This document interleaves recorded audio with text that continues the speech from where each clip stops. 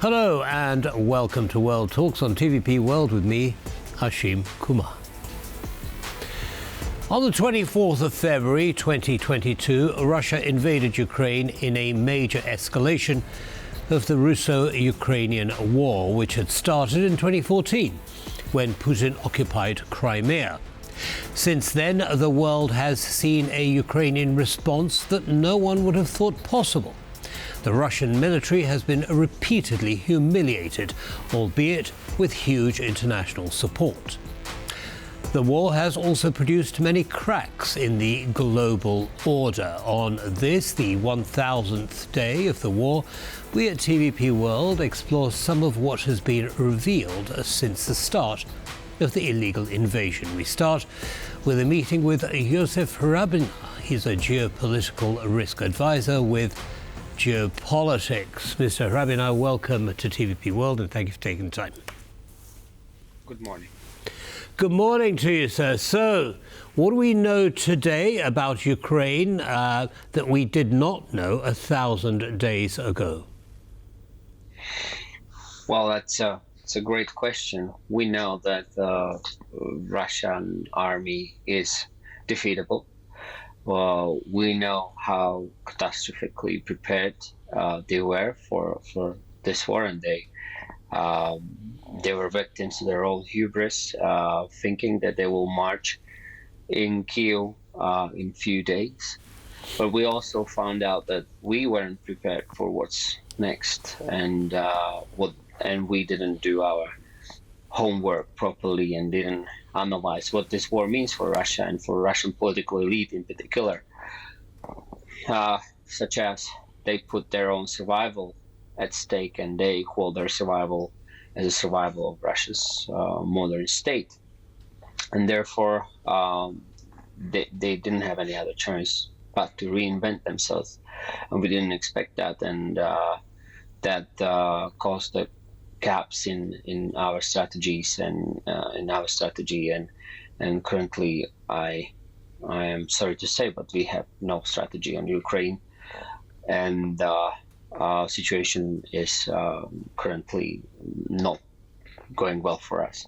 On the global level, we found out that there is a group of states that are willing to support Russia. We found out that there is a new alliance of revisionist states, currently led by Russia, but covertly supported by China, and it includes Iran, North Korea, Venezuela, Cuba. And this war has become a war on the nature of the future global order, whatever that looks like. Yes, it certainly has. As you say, there has been a split, if you like, of countries some of whom have joined the Russian area, the Russian sphere. Now, bearing that in mind, what do you think the rest of the international community could have done better for a more united response to this invasion? Well, I wouldn't say better. We're looking at a completely different balance of power, as we've been looking at in, for instance, 2001, when the world literally unilaterally reacted to attack on World Trade Center, to a terrorist attack on World Trade Center, and supported the U.S. And NATO in war on terror. Today, the world is divided, and it was divided before Russia's invasion of Ukraine. It's a mere symptom of this division, and therefore it's very hard to think what else could have been done better or differently.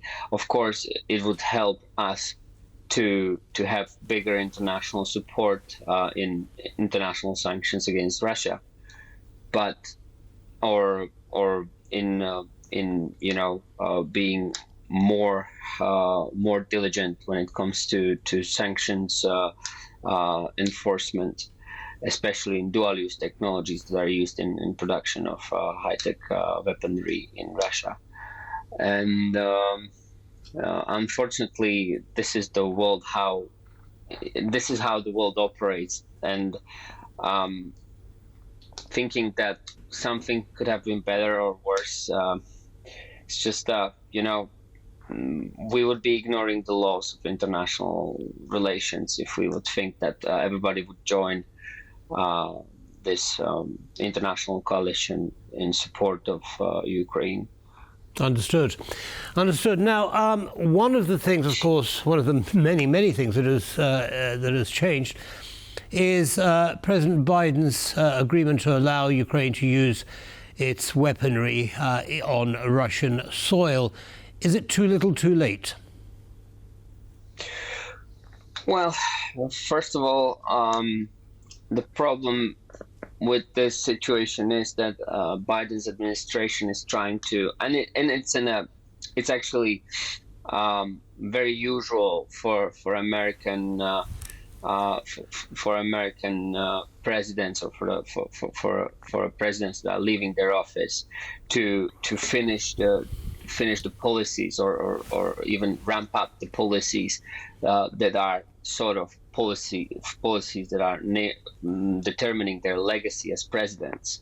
For Joe Biden, it's definitely the support of Ukraine, and therefore it was kind of expected that Biden's administration is going to ramp up the support for Ukraine, which is very helpful for Ukraine. But it's a short-term gain. On the other hand, why use of attack MS missiles in Kursk Oblast? Ukrainian General Syrskyi stated that the Russians are preparing for a major offensive to Sumy region. They accumulated 50,000 soldiers there in Kursk region, and use of attack MS missiles can greatly help Ukraine to keep Russians at bay in Kursk Oblast. So it's more of a defensive step. Understood, but I mean, I'm not sure how realistic it is that these American missiles, ATACMS, will only be used in the Kursk region. Well, we shall wait and see. Now, President Trump is coming back into power in January. He'll be sworn in. What change, if any, do you expect to occur in the American support for Ukraine? Well, I believe it will. The support for Ukraine will become more transactionist. Firstly, the U.S. won't be handing over free money to Ukraine. I believe President Trump will try to get something in return for the U.S. support of Ukraine. Secondly, I believe he will push on European allies to support Ukraine more than the U.S. And I'm not sure. I don't know how he envisages this peace in 24 hours. We saw some proposals. Whether they were true or not, it's hard to say. But it's very unrealistic at this point to say that he will end the war in 24 hours. I think that the support will continue in a different form. He needs to sell it to his supporters. He also is a businessman, so he will be looking for business opportunities for American military industrial complex. In particular, and he will push European allies more to do more Mr. Hrabina, though, you mentioned free money. I mean, the money that the US and other countries have been giving to Ukraine in the form of military material and other aid is not really free, is it? For example, with weaponry, it's supporting the military-industrial complex in the home country. It's also using much equipment that has been mothballed, that's been in warehouses and was going to be, got rid of anyway. On top of that, the training of Ukrainian pilots, for example, in the US, again, was not free. So how is it free money? I mean, how would you define the use of that term? You need to look at it through the lens of American taxpayer. This is important. They don't see any transaction in it. Handing over already prepared equipment that is sitting in the U.S. warehouses is free money for U.S. taxpayers. The same goes for Central and Eastern European countries. We handed over our old Soviet equipment. In some instances now, we're left without protection, especially in Slovakia's case, where we were promised to have our airspace to be covered by our allies with Patriot batteries. So we handed over our S-300s that are saving lives in Ukraine. Don't get me wrong, but we had Patriot batteries for 6 months, and then they withdrew them, and now there's nothing in our airspace.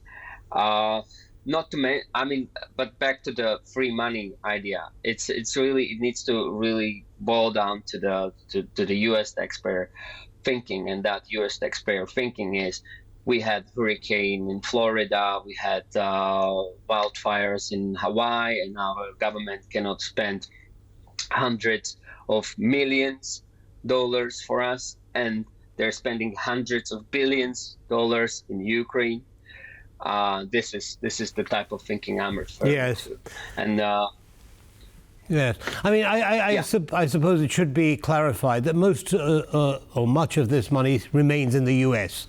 In the U.S. economy as well, in supporting the military complex that exists. Mr. Hrabina, thank you very much indeed for coming along and sharing your analysis with our audience on this 1,000th day since the start of the full-scale invasion by Russia. Have a good day, sir. Thank you. Have a good day too. Thank you. And that's all from this episode of World Talks. Goodbye for now.